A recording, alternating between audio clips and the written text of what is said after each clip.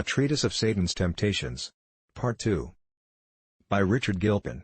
A Discourse of the Malice, Power, Cruelty and Diligence of Satan. Chapter 4.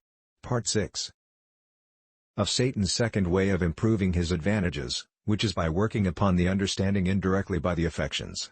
This he doth, 1. By a silent, insensible introduction of error. His method herein. 2. By entangling the affections with the external garb of error, a gorgeous dress, or affected plainness. And more. Nay, not only in these cases, but in very many more, corruptions have entered into Christianity by an overeager endeavor to make the doctrine of the Scriptures, to run even with the sayings and assertions of the schools of philosophers. A thing complained of old by Tertullian, who plainly affirmed the philosophers to be the patriarchs of the heretics.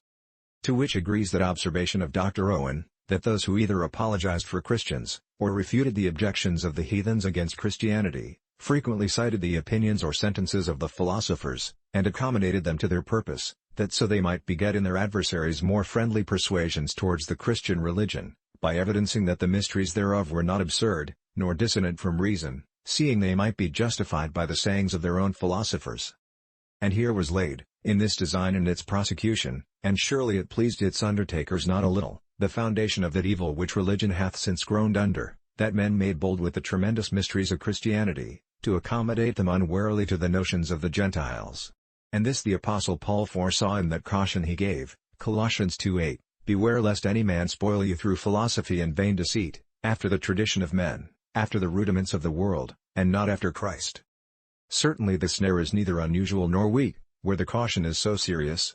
It is a thing naturally pleasing, to be the inventor of any new thing, or to make new discoveries in religion, to raise new hypotheses, or to adventure in unbeaten paths, for a reconcilement of religion to any notion or practice, famous for its antiquity, or pretense to beauty and decency. Men hug themselves when they can make several things to hit right, and an exact suiting of parallels, is instead of demonstration. By this foolish delight the devil makes men bold to make essays, and what doth answer their humor passeth current for undoubted truth. 5. He doth sometime blind the understanding, by working up the affections to such an earnest opposition to some error, that in a forward haste they cast the mind upon a contrary extreme. So that through a hasty, violent avoidance of one error, they are cast upon a contrary, and, it may be, as dangerous as that they fly from. And this the devil doth with great ease, having the plausible pretence of zeal and care to truth, wherein the affections being highly engaged, the mind in a careless confidence doth easily overshoot the truth, which commonly lies in the middle, and thinks it doth well enough if it gives the greatest contradiction to the error now to be abominated. Men in this case, having their eyes only fixed upon what they would avoid, consider not so much whither they are going, as from what they go. So that seeking, as men in a fright, to avoid the pit that is before them, they run backward into another behind them. This is such a noted stratagem of Satan, that all men take notice of it in the general, though all men do not improve the discovery for their own particular caution. The wisest of men are often so befooled by their violent resistance of an untruth, that they readily overshoot themselves and miss the mark.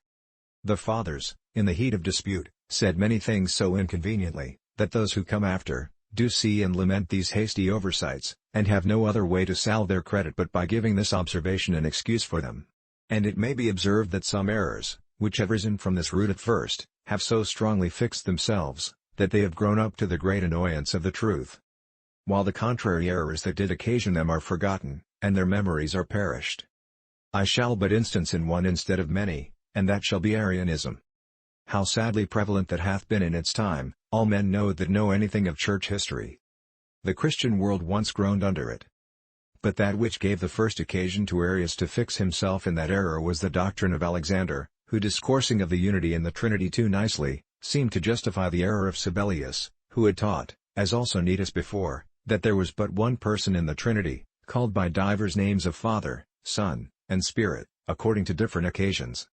The Trinity, according to his doctrine, being not of persons, but of names and functions.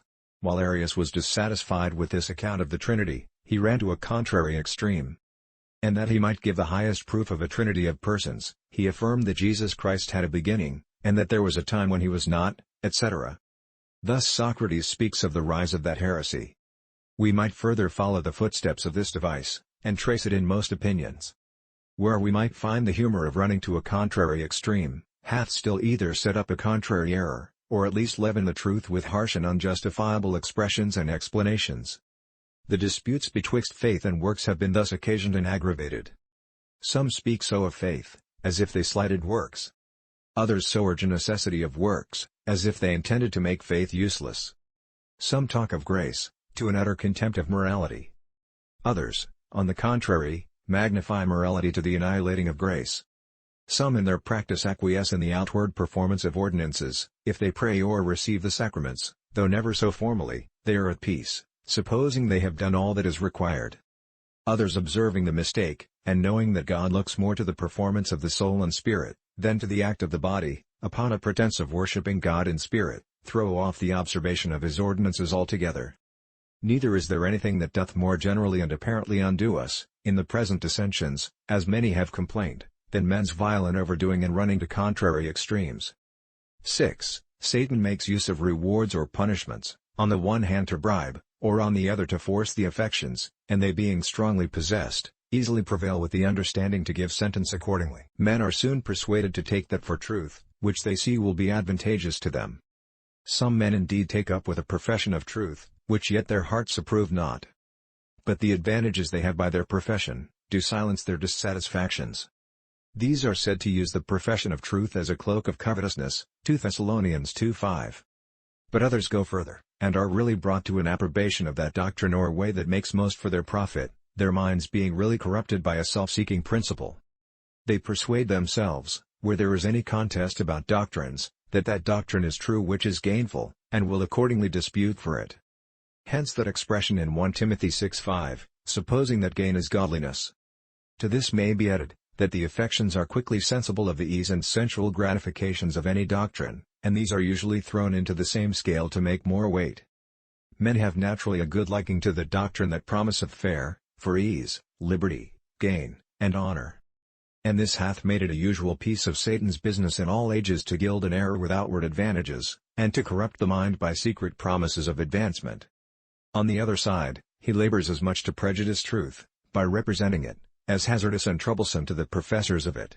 And this not only affrights some, from an open confession of the truth they believe, but also, by the help of the affections, doth persuade some to believe that to be an error, which unavoidably brings persecution with it. By this engine are the minds of men turned about to think well or ill of a doctrine presented to them. This is so well known that I shall forbear a further prosecution of this head, and go to the next course that Satan takes to corrupt the judgment by the affections. Which he doth.